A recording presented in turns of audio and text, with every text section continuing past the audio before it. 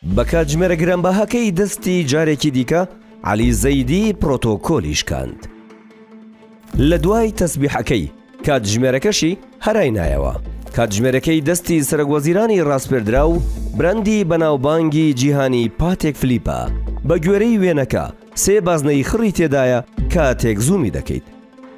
بۆیە بە ئەگەرێکی زۆرەوە مۆدێلەکەی بە دیاریکراوی ڕێف 5740 1G نارۆلس پەپێچوەڵ کالندەرە. ئەم مۆدێلەی پاتێک فلیپ لە زێڕی سپی عیارە 18 دروست کراوە. بەپێی ئەوەی عەلی زەیدی یەکێکە لە 10 گەورە بازرگانەکانی عێراق بە هەموو ئەگەرێکەوە کاتژمێرەکە ئۆرجیناڵە.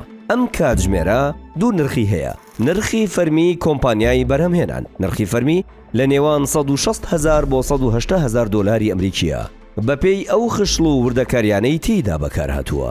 نرخی بازار یان دەستی دوو لە نێوان 230,000 بۆ 270,000 دۆلارە. بەپێی ساڵی دروستکردن و هەبوونی کارتۆن یان سندوق و کاغەزەکانی. نرخەکەی بەپێی ساڵی دروستکردنەکەی دەگۆڕێت، واتە مۆدێلی هەر ساڵێکی نرخێکی هەیە. ئەمەی زەیدی پێدەچێت مۆدێلی 2018 بێت. نرخە بەرزەکەی بەهۆی دەگمەنی و ئەو خواستە زۆرەیە لەسەری هەیە و مارکەکەیەتی، بۆیە تەنها بازرگان و کەسە ناودار و دەوڵەمەندەکان لە دەستی دەکەن. لە مەراسیمی سوێند خواردن و ڕاستپاردنی عەلی زەیدی بۆ پێکهێنانی کابینەی نوێی عێراق لە کاتی ڕێوڕسمەکەدا تەسبیحێکی بەدەستەوە بووە باس و خواسی میدیاکان و هەرای نایەوە. بە پێشێلکردنی پرۆتۆکۆڵ لە قەڵەمدرا.